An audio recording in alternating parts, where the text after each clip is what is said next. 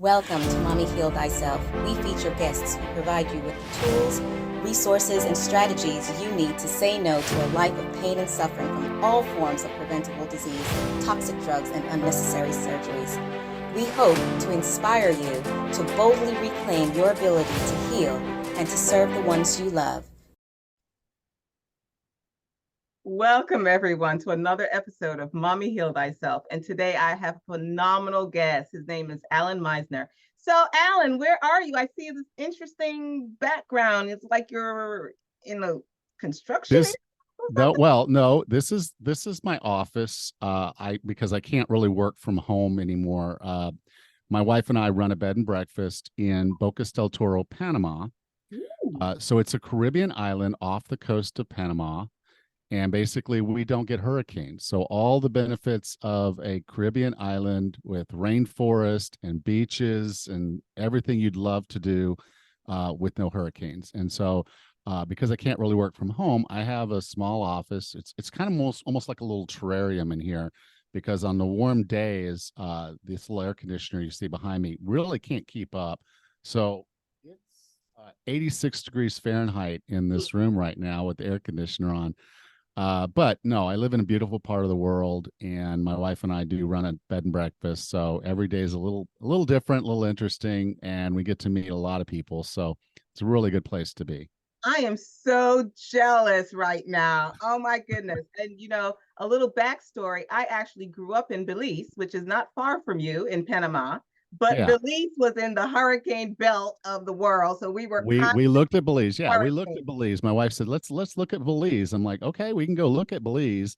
And then it was just really, it came down to, if we're going to live somewhere, because we were living in Pensacola Beach, which is like, there's a target written on that place for just about every storm that comes into the Gulf. So we were just, it was too stressful to own a house there. So we're like, let's just sell all this stuff and move down to a Caribbean island and kind of follow the dream everybody talks about. I'm gonna move to a small island and just live with the people and just enjoy myself and not have all the stress.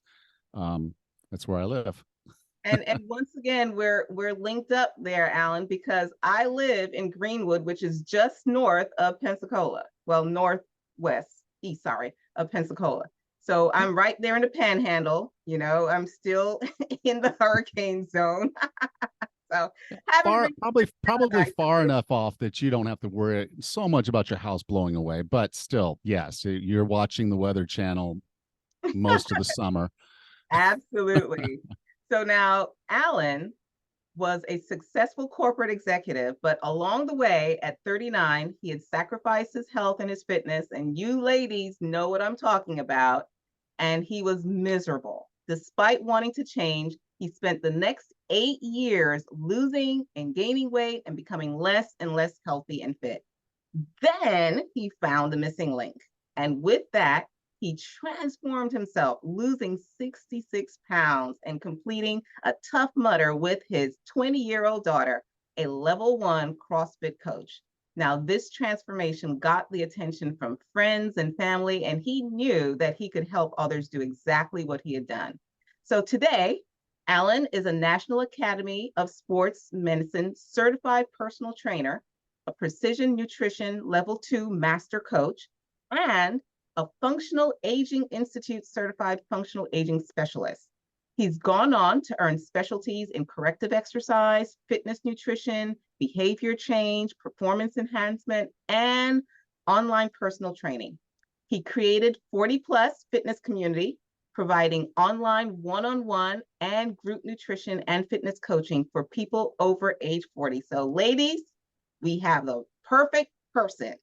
And he's also the host of 40 Plus Fitness Podcast, the largest and longest running health and fitness podcast for people over 40, just like all of us here. And he is the author of the award-winning book, The Wellness Roadmap, a straightforward guide to health and fitness over 40. So Allan, welcome. Thank you for joining us. And tell me, how did you get into all of this? And what types of women do you specifically serve? Yeah.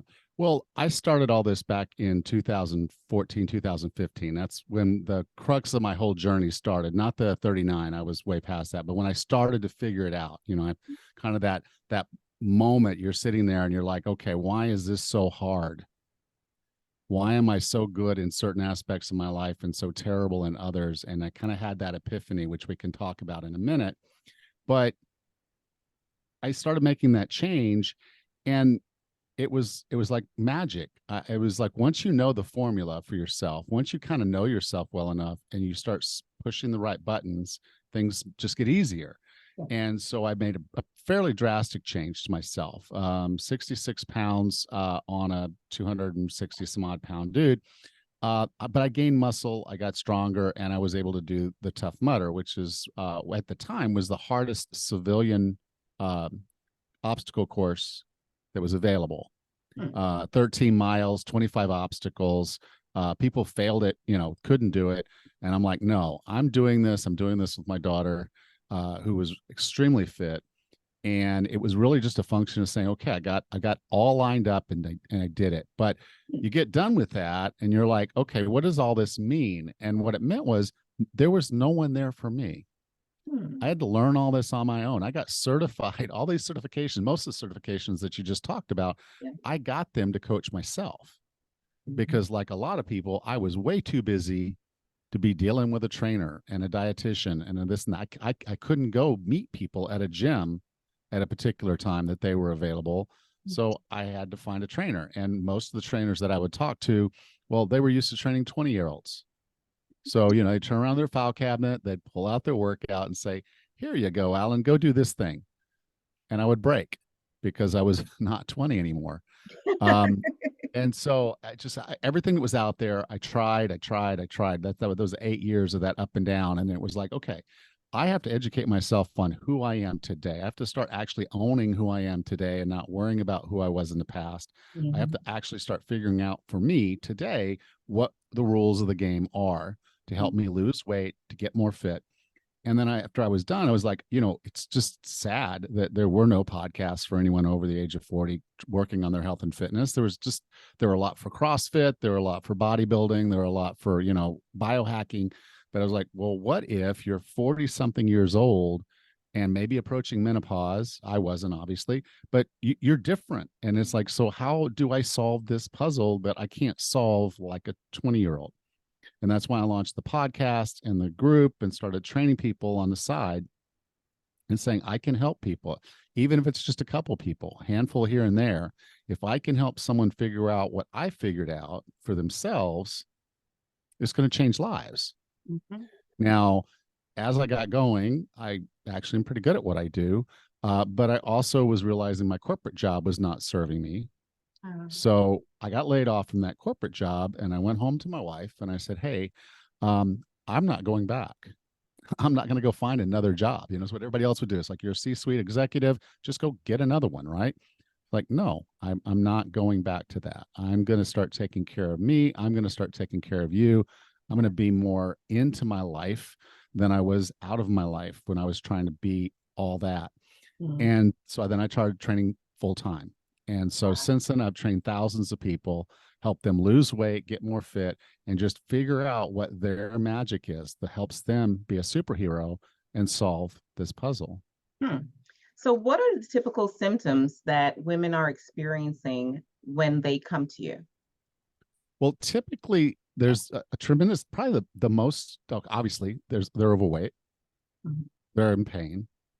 But the biggest one that I don't think a lot of people think about is the frustration, the anger, the shame, the resentment. And so there's this lack of confidence that they can even do this because you've tried so many times, so many different ways. You've tried every single diet out there. You got on YouTube and looked up some workouts. Maybe you went down to the local YMCA and you took some classes. And then COVID shut them down. You're like, okay, what am I going to do now that I can't go to that class? And you start putting on the weight. Most people put on a little bit of weight during COVID because they weren't moving enough. They lost that. And then they're stress eating because it's stressful. And so you just kind of see that you end up in this whirlwind of actually not liking yourself. And you can bleep this next part out in your thing. I called myself the fat bastard when I was first trying to solve my problem at 39. I'm sitting on the beach. I'm like, you fat bastard. Why are you doing this to you? Don't like no one likes you. You don't like yourself. You're living you're in a toxic relationship. You're out of shape. You're overweight. You're unhealthy. And it was just beat. That internal voice was like, man, you're just a terrible person. Well, what I want to help people understand is you're not a terrible person. You just haven't turned on the spigot of love to treat yourself right. Wow. I tell you. So now, what is some of the common mistakes that these women are making when they're trying to solve the problem that you're referring to? Well, they'll see a celebrity or they'll pick up a magazine and it says, lose 30 pounds by 4th of July, And I'm saying this when we're recording this, I don't know exactly when it's going to go out, but we're 2 weeks away or a week away from 4th of July. And so you sit there and say, lose 30 pounds by 4th of July. And they're like, oh, I'm buying this magazine. I'm going to do exactly what they say. And then they're saying, okay, well, you got to make bone broth and you got to do this. And then, you got to call your mother every other Tuesday. And then you got to, and so they start jumping through all these little hoops and they're like, oh, well, I'm doing something positive. And so they're trying to solve the problem, but they haven't solved the real problem. It's the root cause. And so you can sit down and say, it's the way we do it in business. We call it the 5 whys. And so it's like, why am I overweight? Well, I eat too much. Well, why do I eat too much? Because I'm hungry all the time. Why am I hungry all the time? Well, if I get to the reality of it is I'm eating foods that aren't good for me and they're not nourishing me. And I'm eating too fast and I'm eating too often. And I'm eating even when I'm not hungry. It's like I just, I get home from work and I'm stressed out. And the first thing I want to do is open up the pantry and pull out the cookies. And then I'll sit on the couch for about 15, 20 minutes eating cookies. And then I'll start dinner. And yeah, I don't want to eat the stuff I'm making for my child. But I'm cooking it. So I'm going to be tasting it while I'm doing it. And then I'm going to sit down and eat my meal. And then as I'm cleaning the table, they didn't eat all of theirs. So I'm going to eat that. And you kind of see how we end up in a vortex of just not taking care of ourselves. And you go through all those whys. And it's not that you want to lose weight. We say that at first. Everybody comes to me, I want to lose weight. I'm like, well, why? And then it's like, well, because I want to fit better in my clothes. I want to look better. So that's confidence and comfort and basically self-affirming things. All those things I said, the negative things we tell ourselves, we're trying to fix that. And so when we sit down and we realize that the reason we're here is to help other people and to help ourselves. And if you're a mommy, you've got those little ones, you want to be around. And you want to be a grandmommy and maybe a great grandmommy. And so as you start thinking about what that means, for me, what was happening was my daughter was living my life. She, I'd been an athlete and everything, and I was, in really great shape. And here she was becoming an athlete and doing the same things around the same age. I mean, obviously different because we didn't have CrossFit and obstacle course races, but she was becoming an athlete like I was. It was reminding me. And then she said to me one day, she said, Daddy, I want you to come watch me do a CrossFit competition. And I'm like, well, that's cool, but I don't want to be a spectator in your life. I want to be a participant. So how many people see, you go to the zoo and you see the older lady sitting on the bench because she can't keep up with the grandkids. So the family ran off and they're going to come back by there, but she's having to sit on the bench because, she can't keep up. But the kids still want to see the lions and the monkeys. And so she's sitting on a bench by herself, waiting for them to come back. She's a spectator. Yeah. Sitting in a rocking chair, watching your grandkids play on the floor. You're a spectator. And, a lot of people, I can't get on the floor. Well, you can't get on the floor yet. Right. Okay, yet. Okay. So it's really the problems that we're talking about and the things that are holding us back are ourselves. And then finding the right path with all the right elements for gentle nudges, not pushing ourselves too hard, recognizing who we are and where we are and what our limitations are, and being comfortable with the pace of, I can't necessarily lose 66 pounds in 8 months like Allan did. I might need a little bit more time. That's okay. And being okay with yourself for that. not being angry with yourself because of who you are. That's what we do. But we've got to get past that. We got to start serving ourselves, nurturing ourselves, and telling ourselves we are worthy of being healthy. We are worthy of being fit. We want to and need to be this person for these other people in our lives and for ourselves. Because so many people give up their time for money, and they give up their health for money, and they give up their fitness for money, and then they don't have the things that they really need when they need it. And so just taking care of yourself, and I'm not going to do the cliche of when you're in an airplane, they tell you, no. The thing is, when you're happy and healthy and fit, when you have confidence and you can, show your daughter or show your son that confidence, when you can do things are like, wow, mom, those moments. So for me, there's 3 moments in my daughter's life that will always be like burned in my soul. Okay. The first one was obviously when she was first born, because I was in the room. She wrapped her fingers around my pinky. Okay. And then this last November, it was walking her across to the aisle, down the aisle for her to get married.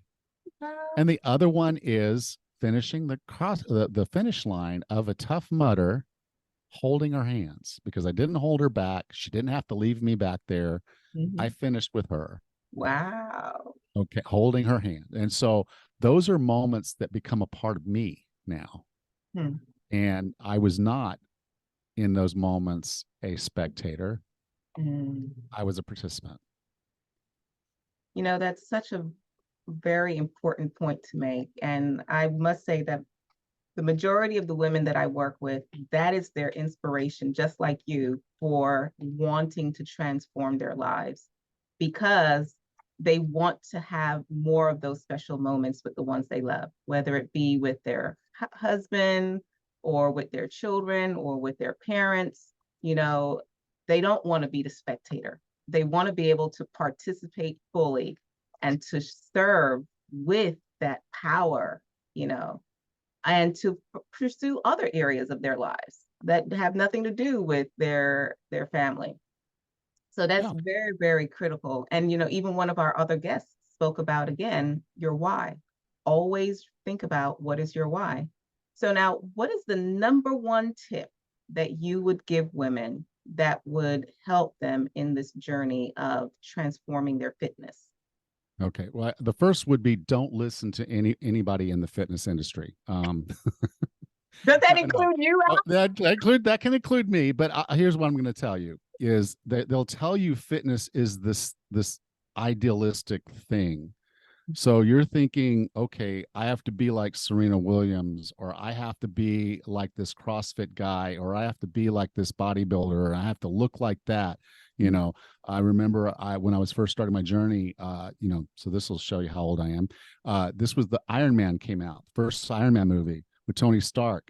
And he was in there and he was banging with the metal out, and his arms were just ripped. And I'm thinking to myself, he's about the same age as me, and I don't look anything like that. And that was that guy, the fat bastard in there saying, hey, dude, you're not good enough.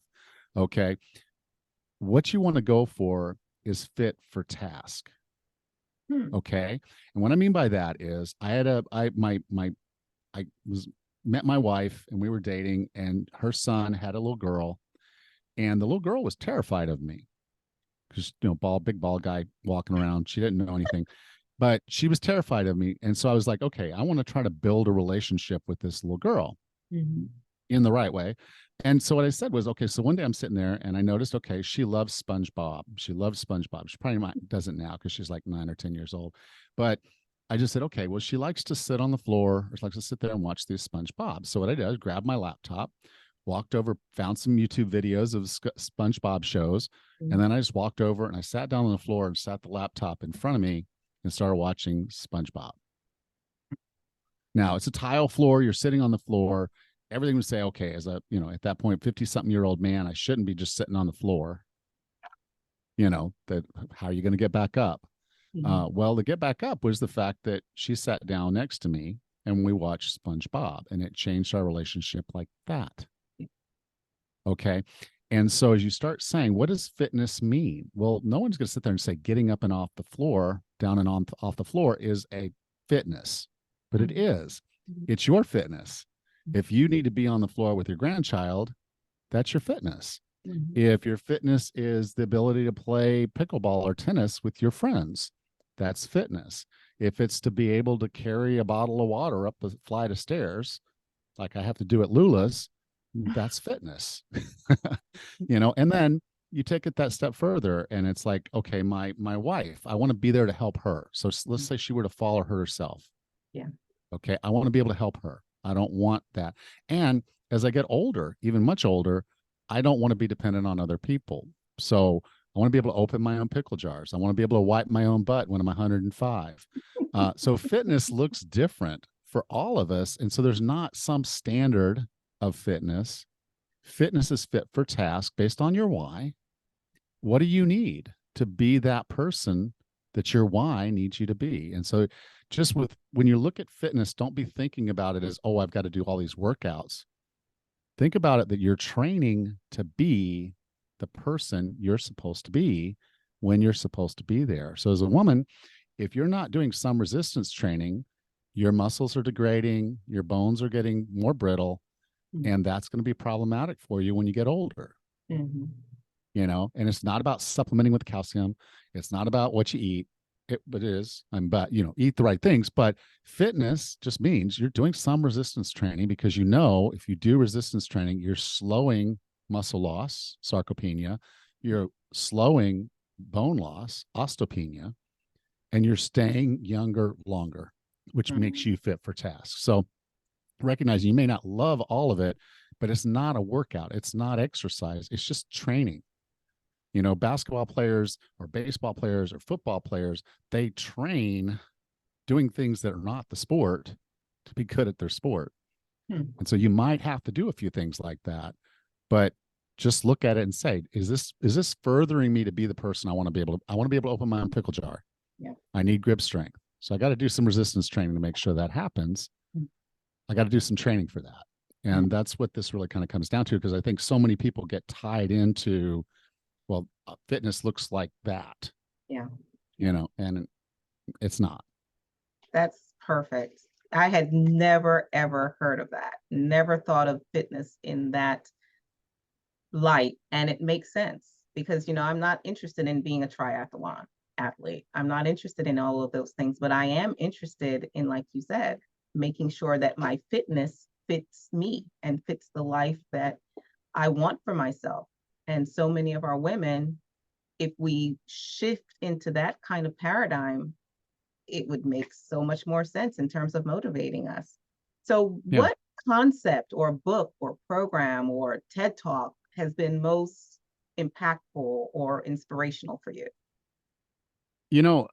It's interesting because as I got into my journey, they were all business related. Everything I did was nonfiction. Everything I did was business related.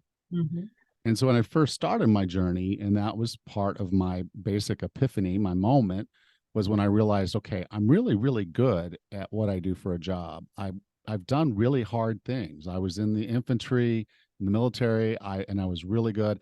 I passed the CPA exam on the first try.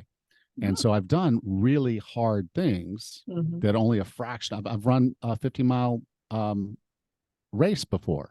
So I've done really hard things in my life. And the question I asked was, okay, why? Why was I able to do that and I'm not able to do this? And it came down to commitment. And that's when I realized, when you start reading the business books that are success-related books, they just tell you have to stick with it. You have to be committed. You have to do. So it was really, as I was reading the business books for success, I was like, okay, these principles, even though they're giving them to me in a business context, can apply to how I look at a lot of different things. So we can set goals for ourselves that are based on the SMART, SMART acronym, which is basically specific, measurable, action, attainable, relevant, and time bound, we could set those. The relevant is the fit for task piece, and specific is what we're doing and measurable. So we can go through each of those pieces of SMART goals. I added an extra A because I think it's easier to control your actions than it is to control the outcome. And too often people say, well, I want to lose 30 pounds. That's my goal. Mm-hmm. And I'm like, well, no, what are the actions you're going to do to make that happen? Well, I'm going to eat more whole food. I'm going to get more sleep. I'm going to walk a little bit more. But you can set specific SMART goals to do those things. So when you kind of tie it in, so unfortunately, yeah, at the time I was doing my change, there really wasn't anything out there for me related to health and fitness. So I had to adapt things I was learning through my certifications to what I knew worked for me in other hard places, which was a lot of the business lessons being applied to health and fitness. Wow, that's interesting. Now, what is one valuable free resource that you can direct women to that would help them further in their pursuit for fitness? Okay. So here's the thing. There's each of us has little bits of personality in us that are mindsets. Mm-hmm. And the sad thing is with the wrong mindset, with a certain mindset, it will hold you back. So a common one for women is that they're co-pilot, which means there's kids, there's husband, and now given our generation, our parents, there's all these things pulling on us. And as a result, we're not getting anywhere. So if you find that you're a co-pilot, then that's when you got to start turning on your brain and finding solutions that work for you. Find ways to be more efficient, find ways that work. And because you are a co-pilot, you have a support organization around you just waiting to help you if you just ask. So each of these mindsets, and there's 5 of them, can be something that's blocking you today, but when you know what it is and you see it in yourself, you can turn it into a superpower. Okay? Because a co-pilot naturally has a support system that can ask for help. Someone who's tires can know, okay, I need a streak. I need to track myself visually to know that I'm filling out my circles every day so I keep traction. So there's these different things. And so if you start seeing those in yourself, then you can start solving those problems and flip them to a superpower. So I have a quiz that'll help you find your primary health blocker. Okay, you go to 40plusfitness.com/quiz. Take you about 60 seconds. Now, you're probably, as you go through this, if you start paying attention to me, you'll hear the 5 different ones. You'll say, well, I'm all 5 of them. At some level, maybe. I was at least 3 of them as I was going through my journey. And once I toppled one domino, then I had another one in front of me. And then I recognized that and I toppled that. Well, this quiz is something you can take now. You can take it again in 6 months after you feel like you've turned that mindset from a blocker to a superpower. But you can go to 40plusfitness.com/quiz and get to know what your health blocker is, which can also then be your superpower. Awesome. And ladies, don't worry about it. I will have the link in the show notes, so you will be able to access that quiz. But haha, I get to do the quiz before you guys, and I want to see what my health blockers are. We refer to them as the ants, the automatic negative thoughts, that negative in your ear that keeps on knocking you down and self-sabotaging. So in any case, what is the one question that I should have asked you that would help our women to create lives filled with power, passion, prosperity, purpose, and peace? Okay. Well, you sort of asked, I told you before we got on this call that I love your 7 questions. You've really asked them all, but I just want to preface this with one thing. Whatever it takes, you have to convince yourself you're worthy. Yes. Okay. What we look at is where we go. So if you keep looking at the failures of the past, if you keep focused on those things, you're not going to see the future you could have. So when it gets hard, remember your why, remember your vision, remember the commitment, remember where you want to be. And then that's going to help you get past this. It's not failure unless you quit. You're learning something, and that's just as valuable as being successful most of the time. Because as you start to learn about yourself and you get past that, now you're so much better and you're in a better place. But it has to start with self-love You have to believe you're worthy, and you have to let go of the past and focus on your future. I tell you, there is nothing I can say other than what you said. Thank you so very much for sharing those wise words as well as phenomenal strategies for us to use going forward. And I will see you ladies next time for another episode of Mommy Heal Thyself. Thank you for joining us. Thank you for tuning in for this episode of Mommy Heal Thyself. If you like what we're doing here, please share, subscribe, like us, and leave a comment. Your feedback is very much appreciated.